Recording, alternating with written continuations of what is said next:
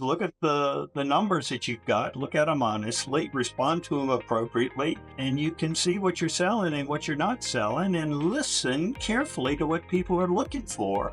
If we think about the future, 3 to 5 years from now, maybe 2 years is long enough away, what do you see coming change wise? There are fewer and fewer people being educated or interested in understanding how appropriate dress for a particular occasion is the right thing to do. Welcome to the Main Street Matters podcast, where we celebrate and support the heart and soul of our communities, our Main Streets. I'm your host, Teresa Zimmerman. Hi, I'm here with Larry Davidson, third generation leader of Davidsons Clothing for Men in Roanoke, Virginia.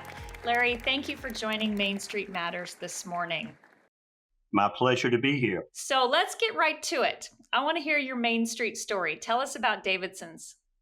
Well, Davidsons was started in 1910 by my grandfather, who was a Lithuanian immigrant, had worked in Germany for a year to earn his passage, where he joined his two sisters who were working in a jewelry factory, and he said that was not for him. He wandered through the country a little bit, ended up in Roanoke because of some extended relatives. I wish I knew more about his story, but I know he was clever enough to have married the daughter of a well-established retailer who obviously put him in business, and the two of them opened up a store, a very small store in Roanoke. And somehow or another, he had the moxie, if you will, to get through starting a business, World War I, World War II, the Depression, all the things. And somehow or another, after World War II, my father, who was a participant there, came back and started running the business and growing it. And over the years, we had as many as 7 locations. We're now having our best years ever in one location, still on the original street, Jefferson Street, having moved up and down the street several times to different locations. But we've been in this particular location since 1964. That's wild. So you've told me a little bit about your grandfather before, and deciding to get into finer men's clothing with his background seemed like quite a leap he made, quite brave. Well, I think it was. I have a sense he was inspired the year he was in Germany and working for a wealthy merchant of some sort. And I think his timing, and we all know luck has got a lot to do with how we succeed. And first of all, Roanoke was a community because of the Norfolk and Western Railway really beginning successfully here and growing rapidly, bringing in lots of wealthy people as the company grew. That was fortunate. The other fortunate thing was really the growth of ready-to-wear rather than bespoke tailoring. So those two things together, being in a community that was growing very rapidly, very successfully, being physically located in the right place at the time, and then the growth and the establishment of manufacturing of ready-to-wear clothing, so suits and sport coats and dress trousers and the things people wore that could be for immediate gratification. So he was very fortunate in his time. And then your dad jumped right into the business. Was he groomed for that? No. My grandfather had glaucoma, and he was losing his eyesight. He was in his mid-60s when my father came back from World War II. And I think my father was just clever enough to have made it work. He certainly walked into an established business, but he came in, and about 10 years later, so he came in the late 40s, right around 48 to 50, is where he took over the business. And certainly 10 years later was a tremendous growth of retail in the malls, in the shopping centers that grew. And we participated in that growth very successfully. But I think he was just, he must have been just a very bright guy. Right. Well, then how did you yourself decide to go in the business? Were you always planning to go into Davidson's clothing for men, Larry?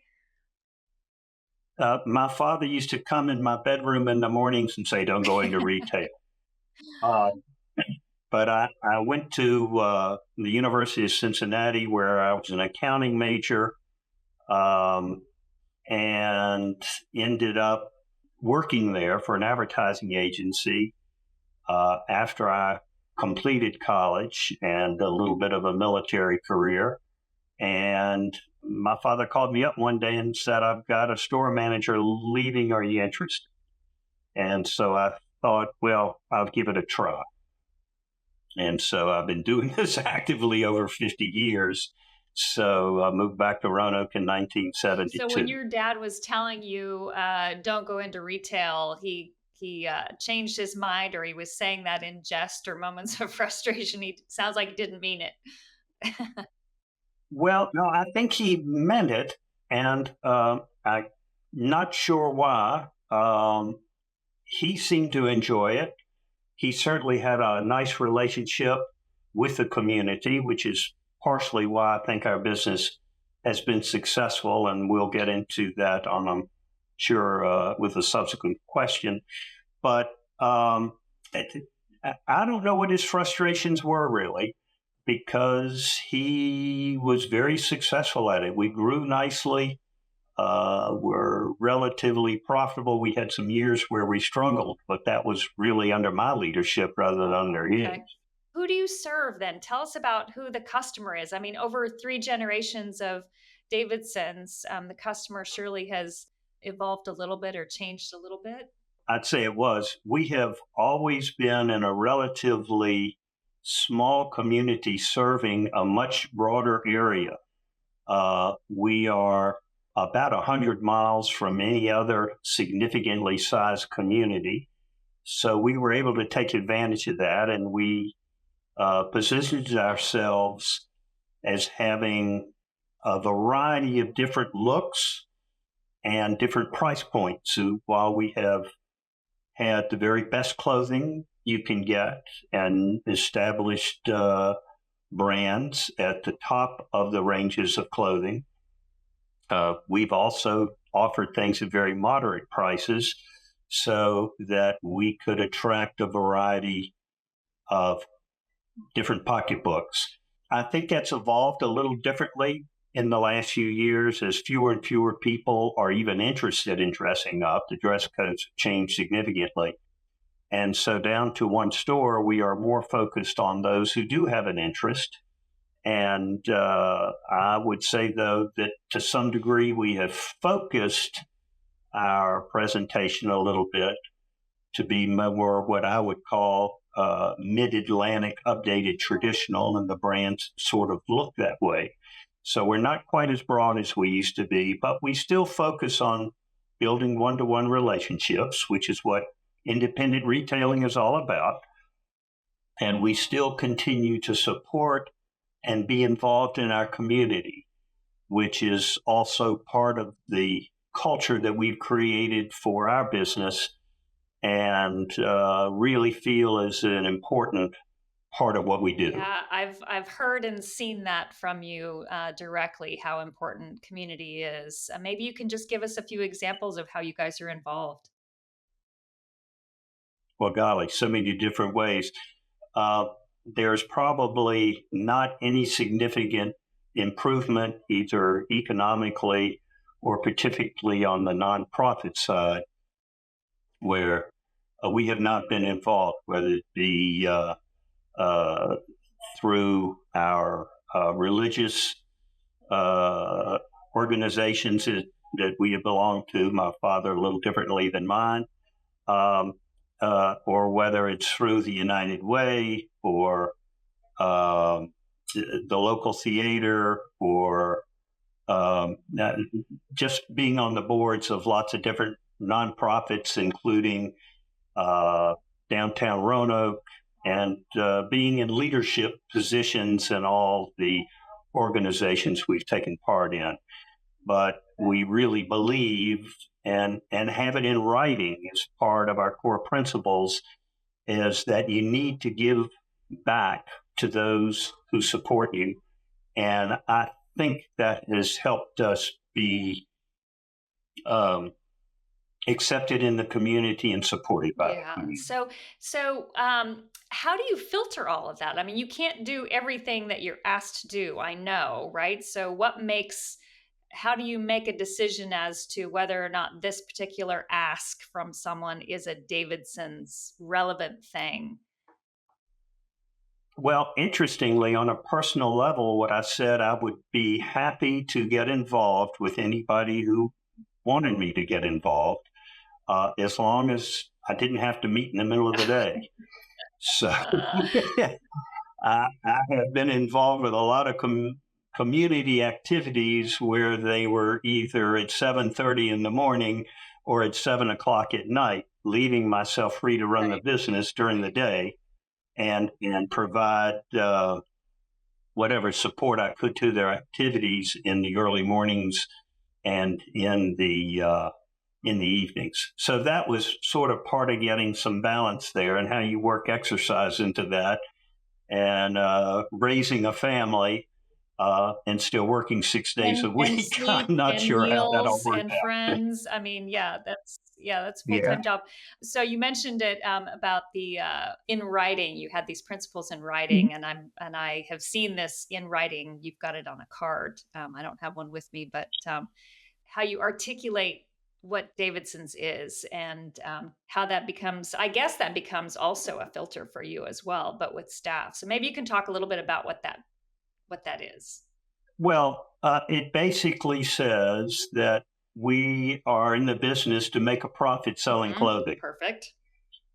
However, I mean, you don't exist if you can't reinvest in your business. But at the same time, it is a core principle that I want to share whatever success we have with not only the people that help create that, which are the people, my employees, my people who are on staff, and have helped us helped us to become successful, but also share that back with the community. We need to do that, and we want to do that by building sincere relationships with not just our clients, but also with each other, the people we work with, and hopefully maintain strong relationships and important relationships with our vendors, who are also a significant part of our business.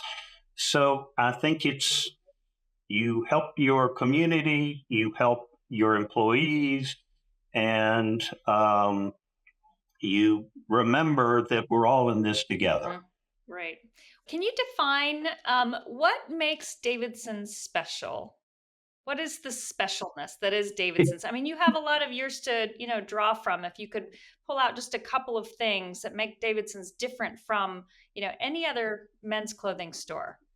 Let's just say I have stolen a lot of good ideas from other merchants who do what we do, and constantly are monitoring the success of the brands that other merchants have presented, and drawing on ideas from others. What makes us unique is maybe our architecture and the wonderful community we have around us. But I think in a lot of ways, our success has been because people who are interested in clothing and who stumble upon us recognize the brands and recognize the way we approach them. And so they feel comfortable here as they do in their hometown, or if they've been longtime clients. I mean, I had a young man. I had a man come in with his son yesterday, and he, of course, shared with me he had just been to the Emmys, and where he had been nominated, and there was a picture of him on the red carpet in his tuxedo with his two sons, which he had taken with him, and they were all in their Davidsons tuxedos, and that was within the last Wow. 10 days, the Emmys. But he was in yesterday, and we're sharing this photograph. And his father was a client, and he's a client, and his sons are clients, and there's a relationship. We grew up together, and part of being an independent retailer for this many years is we're starting to see that third generation as well come through the door, or somebody bringing their son in for their first suit, or they're going away somewhere special, and where do you go? And as I mentioned, part of it is the luck of, where do you go if you're within 50 miles of Roanoke, Virginia? Well, there's only really one place. So it's like a general store, though. You come in here and you see the local city council people or the lawyers who are involved in things, and you see them, and congressmen, and you have an opportunity to take them in a corner and talk about things. So it's sort of a little general store as well, after having been here so many Yeah, that years. relationship part, I love it. That's what drew me to Main Street, so to speak. If you have multi-generational clients, you've been at your store's been around for generations. How do you stay relevant for them? Because you mentioned a little bit about how you approach clothing, right? So there's brands out there, they sell to a lot of stores, and I've been in enough men's stores. I know they look different. They have their own feel, even if you're carrying a lot of the same brands, state to state. So, how are you staying relevant? How are you approaching the assortment of clothing that you bring to bear for your clients today?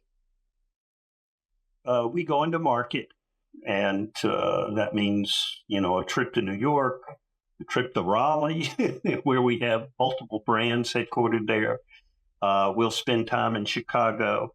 And we monitor constantly what is being offered by not only the brands where we have commitments currently, but also get a sense of and get feedback from not only our own statistics, but from what other retailers are talking about. But ultimately, we've got to respond to what's presented to us and present it in a way where we're comfortable and where we think our particular clientele will respond to it. And, the interesting thing about retail, there's a sale at the end of every season, which means you've got things left over that were either mistakes or you bought too much of, or you just have to clear it out. I don't know how other industries face that situation, but built into retail is a little bit of, I made a mistake on that. Let's approach it a little differently next time. So the important thing, as I said, is look at the numbers that you've got, look at them honestly, respond to them appropriately, and you can see what you're selling and what you're not selling, and listen carefully to what people are looking for and monitor that. And then we're in a wonderful industry that shares information and take advantage of that. So, you evolve as you go along. You mentioned listening to what people are talking to you about, and I guess I haven't asked this question to anybody before, but how much input do you take from customers? I mean, there's the obvious input, whether they buy it or not, what you've got, but are they coming to you with ideas? Well, here's what I would tell you. The answer is yes. First of all, the people who come in the store typically interested in clothing, and even our very best clients are going to be shopping at other stores, particularly when they travel. So they do have information to share.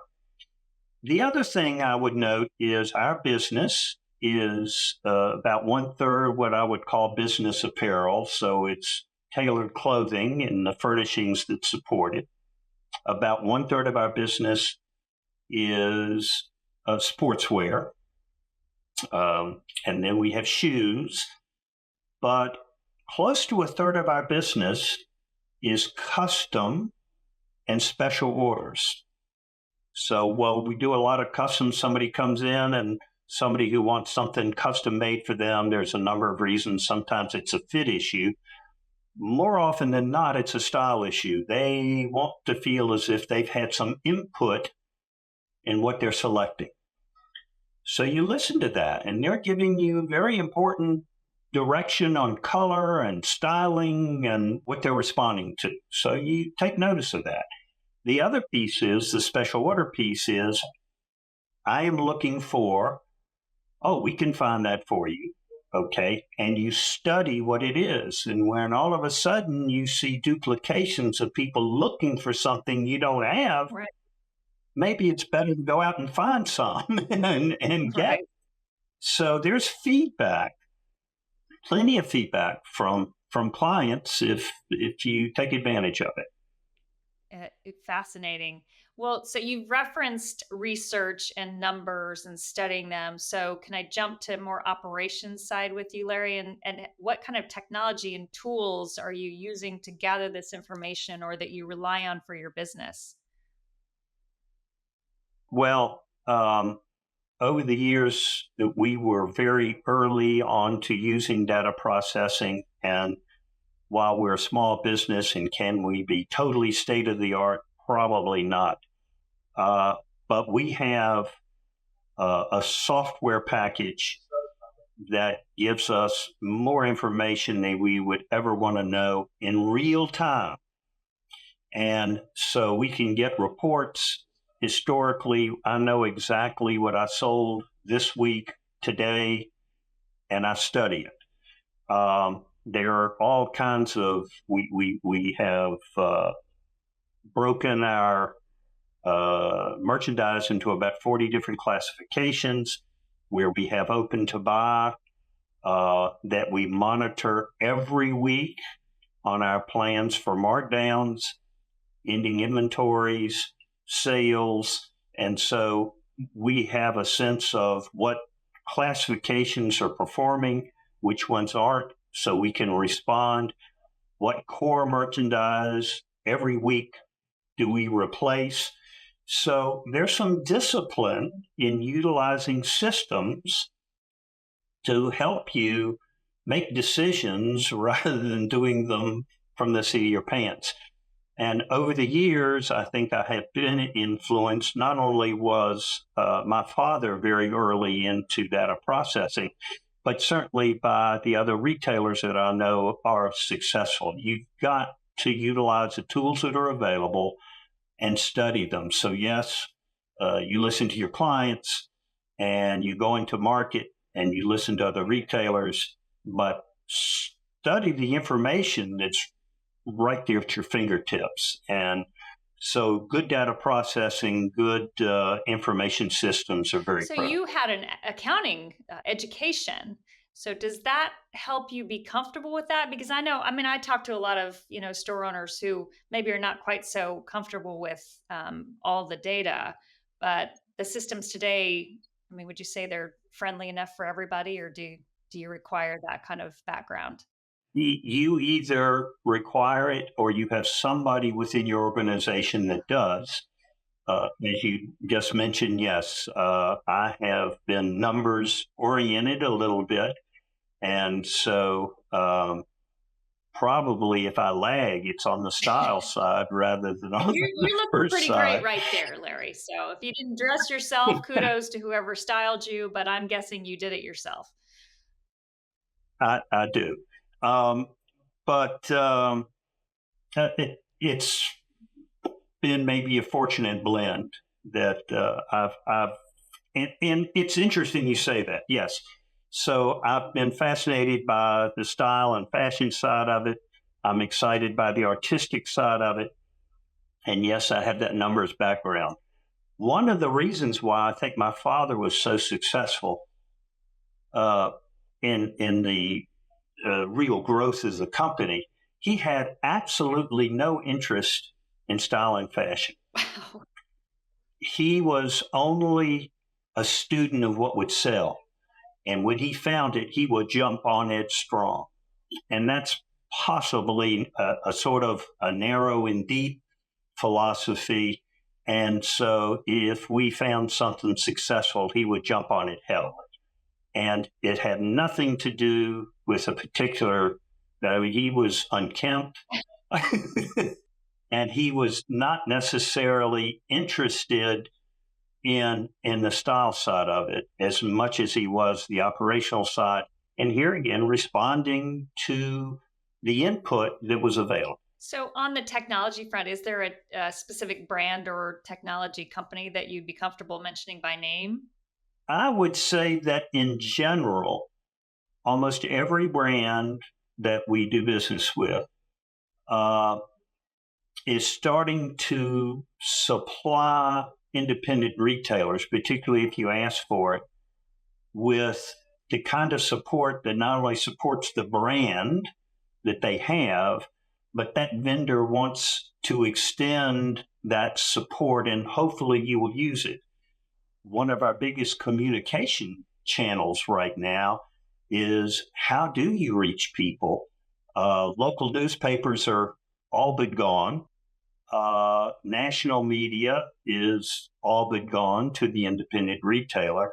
And how strong is social media? Well, we spend a lot of time with Instagram, with Facebook, with our website. Um, and matter of fact, if you go to our website, trying to stay personal, if you go to our website, you can see where you can get a $25 gift certificate for supplying your information, your contact information. They all come to my personal email and I respond to each one of them personally. Nice. And a lot of times I'll see, because I can't get to them immediately necessarily, where people have tried 3 times, assuming that they're going to get an immediate response. And when I see that, it gives me an opportunity to say, no, I see where you've tried, but this is personal. This is Larry Davidson responding. Yeah. But anyway, so technology and the involvement in it, and it's not an area where I think technologically the tools I have to support the business are good. On the communication side, we are still learning how to utilize a tool.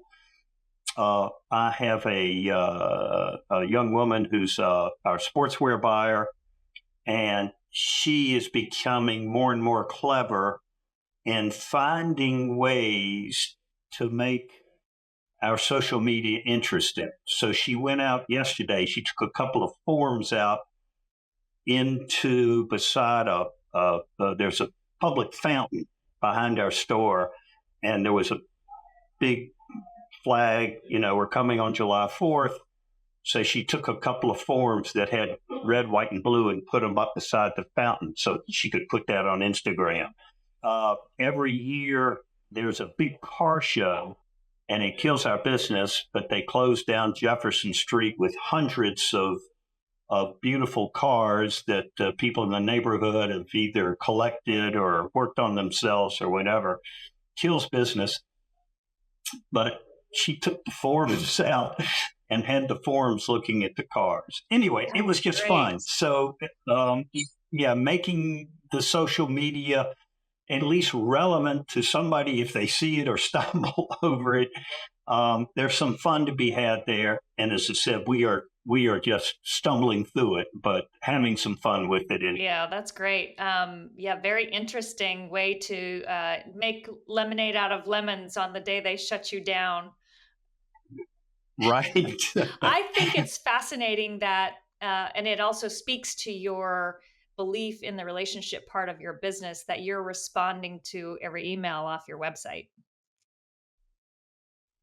Well, I try, particularly if I know where the person lives or whatever, I'll mention, I used to deliver papers in that neighborhood, or yeah, you've got a great whatever, or if I Yeah. know them, or no, wait a minute, wasn't your father XYZ, or whatever I can bring into it to make it very clear that we know who you are, and call on me personally. I can help you. But yes, it is a part of making our technology as Yeah, personable as that possible. sounds like a warm welcome kind of email.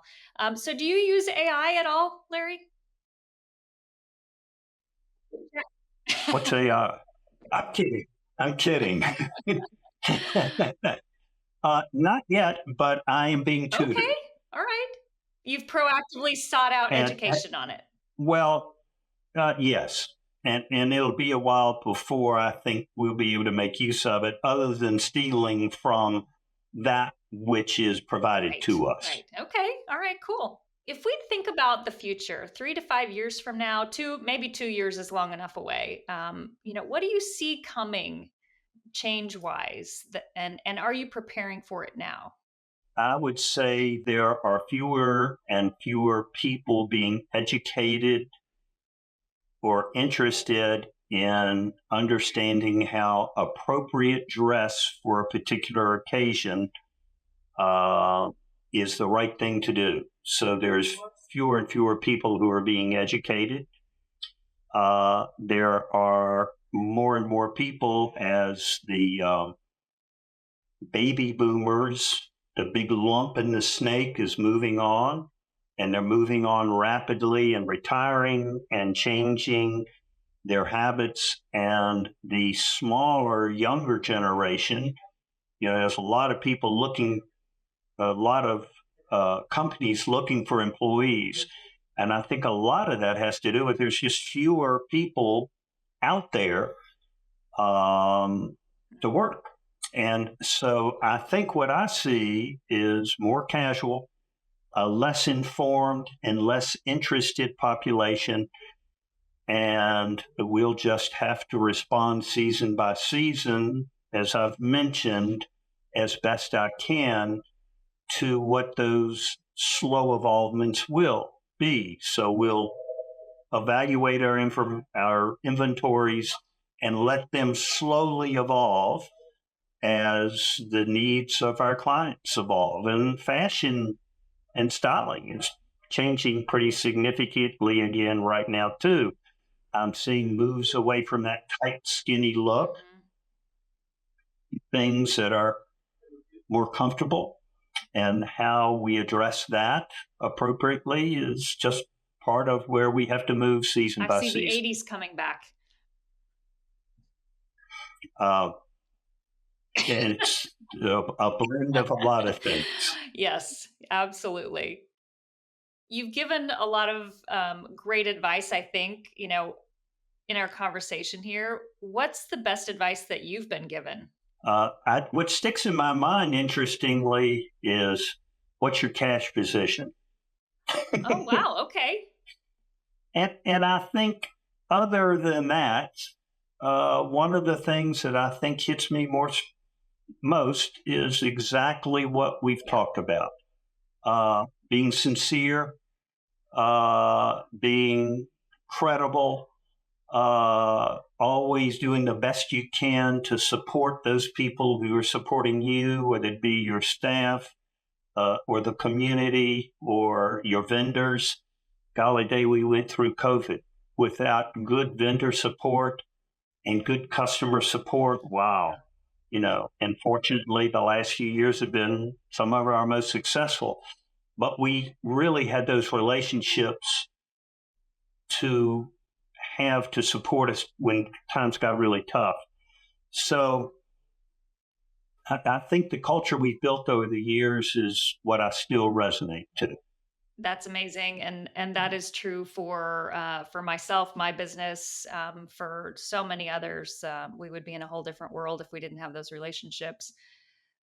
You cash flow position, that is an amazing and really important point. Is there? I mean, the advice you were given is what is your cash flow position? Meaning you need to pay attention to that every day. Yes. Is your business good? I mean, this came from one of our group affiliations years ago, and we're fortunate we have an industry that wants to share. So other retailers are typically very supportive. And if you can belong to a group and share information and be honest with yourself and other members of the group, that can be very helpful. But it wasn't always what's your margin and what's your profit, but what is your cash position? Are you prepared for a dip? Are you prepared to grow? Are you always in a situation where you're going to be able to maintain a good relationship with your vendors by paying them on time? So watching your cash position anyway. You asked the question, and that's what popped up I in think my it's head. important. And it's one of those things that, at least in my conversations, people don't, I don't know if people are hesitant to mention cash position or if it just feels so obvious to people, but I think it's good to get out there. So I'm glad you brought it up. I have one more question for you before I know you've got to get to work. And that is, why does Main Street matter? I know why it matters to me. Why does Main Street matter? Well, by Main Street, I'm assuming you mean a local independent Absolutely. retailer. And it obviously has everything to do with our whole discussion this morning, which is it's about relationships. And there are some incredible enhancements to our economy. And those who are not perhaps as fortunate as we are by some of the mass merchants and the tools that they have been used to really keep inflation low over the years because of technology. So they're, Amazon does a pretty good job of doing business. And so it's not personal necessarily. So, but it's important. At the same time, people want to feel as if they have been appreciated on an individual basis. It's important for people to be able to come in someplace where they know that the person that they're encountering knows their history, knows their name, has some kind of relationship with them. So that's why independent retailing is still important and hopefully will continue to be, even though the challenges of the enhancement of mass merchandising is definitely going to continue to be the biggest threat. Thank you, Larry. Yeah. Appreciate your being on Main Street Matters today. Thank you for joining this conversation. It's my pleasure. Thank you for tuning in to Main Street Matters. Hope you found today's episode insightful and inspiring. I'd love it if you would share Main Street Matters with fellow retail owners or anyone else who loves Main Street. And please subscribe so you know when the next episode drops.